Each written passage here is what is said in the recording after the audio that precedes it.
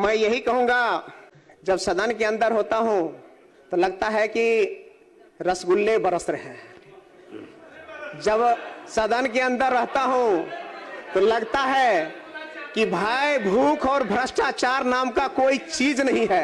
जब सदन के अंदर रहता हूं तो लगता है राम राज चल रहा है। जब सदन के अंदर रहता हूं तो लगता है हर हाथ को काम है, हर घर में रोजगार है, हर व्यक्ति चिंता मुक्त है, हर व्यक्ति खुशहाल है। ऐसी परिपाटी बना करके जिस तरह से सदन में चलते हैं तो ऐसा ही लगता है। लेकिन जब सदन से बाहर जाता हूं तो वही भय, वही भूख, वही भ्रष्टाचार का माहौल देखने को मिलता है, वही आतंक का राज देखने को मिलता है। इसलिए अध्यक्ष महोदय, मैं ये कहना चाहता हूं कि ये एक कहावत है, इसको भी सुन लिया जाए। कृपया शांति बनाए रखें। है, सुन लिया जाए।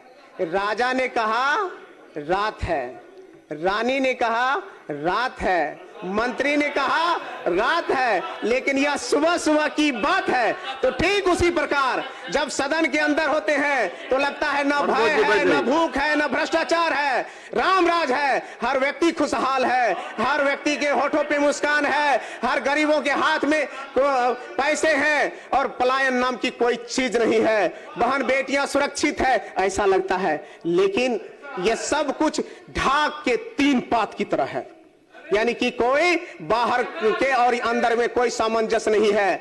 जदयू ने कहा रामराज और सुशासन है, उसी हाँ में हाँ बीजेपी कहते हैं हाँ रामराज है और सुशासन है, एलजेपी कहते हैं रामराज और सुशासन है। लेकिन यह पूरे भ्रष्टाचार और जंगल राज नहीं, महाजंगल राज में डूबी हुई सरकार है। इसलिए मैं इस कटौती प्रस्ताव के समर्थन में खड़ा हूं और मैं कहना चाहता हूं, जो ग्रामीण विकास विभाग लोगों के जनजीवन से जुड़ा हुआ है, लोगों के आर्थिक उन्नयन से जुड़ा हुआ है, हर व्यक्ति की खुशहाली से जुड़ा हुआ है, हर व्यक्ति के रोजगार से जुड़ा हुआ है, हर व्यक्ति के चेहरे पे मुस्कान से जुड़ा हुआ है, कल कारखाने और उद्योग में स्थापित होकर के पलायन से रुक करके अपने घर में अपने परिवार के साथ रोजगार और जीवन को जीने का विषय से जुड़ा हुआ है।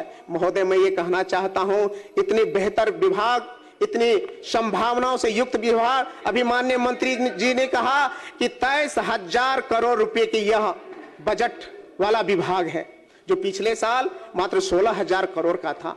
तो ठीक है, बढ़ाइए। लेकिन मैं यह कहना चाहता हूं कि इस विभाग में जितनी ज्यादा संभावनाएं हैं, जितनी ज्यादा हर व्यक्ति को खुशहाल करने के एक एक तरीके और चीजें मौजूद है, लेकिन अगर थोड़े से हम लोग भ्रष्टाचार, थोड़े से अपनी जिम्मेवारी और थोड़े से अपनी सरकार की निगरानी में करना शुरू करें तो शायद लगता है कि यह खुशहाल होगा। लेकिन मैं कहना चाहता हूं, जिन सदस्य महोदय को पता नहीं हो, इस विभाग में मैं कार्यरत था, मैं पहले वीडियो था और हमारे माननीय मंत्री जी उस दिन हमारे भी मंत्री थे, मैं कहता हूं। लेकिन माननीय मंत्री जी आदरणीय सरवन बाबू भी जानते हैं कि गौतम कृष्ण वीडियो बन करके सेवा करने के लिए आया था, लेकिन इसी विभाग का भ्रष्टाचार में वहां से लड़ करके मुझे यहां पहुंचाया है। इसलिए मैं अपने महिषी और नौहट्टा की जनता को दिल से धन्यवाद और सैल्यूट करता हूं।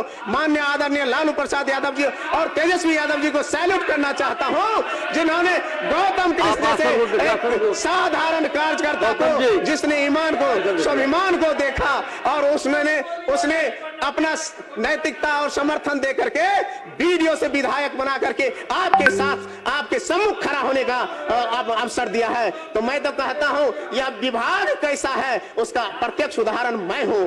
और मेरे रिजाइन लेटर आपको नेट पे मिल जाएगा अध्यक्ष महोदय, और उस समय की खामियों का मैंने जिक्र किया है। और रिजाइन करते हुए उस रिजाइन लेटर में मैंने लिखा था कि मात्र 14 महीने के जो संक्षिप्त मेरे कार्यकाल थे, 14 महीने की संक्षिप्त कार्यकाल में जो मैंने देखा है, 14 महीने एक ईमानदार अधिकारी को किस तरह से तंग किया जाता है, इसका जिक्र मैंने उसमें किया है। 14 महीने के कार्यकाल में किस तरह से मुझ पे अनर्गल आरोप लगाए गए थे और माननीय मंत्री जी ने बिना उस पे कुछ देखे सुने मुझ पे कार्रवाई किए थे। और मैं माननीय मंत्री जी की प्रति आभार व्यक्त करता हूं, शुक्रिया करता हूं और प्रणाम भी करता हूं। अगर आप भ्रष्टाचारियों का साथ नहीं दिए होते तो गौतम कृष्ण ईमान के साथ यहां खड़ा नहीं होता।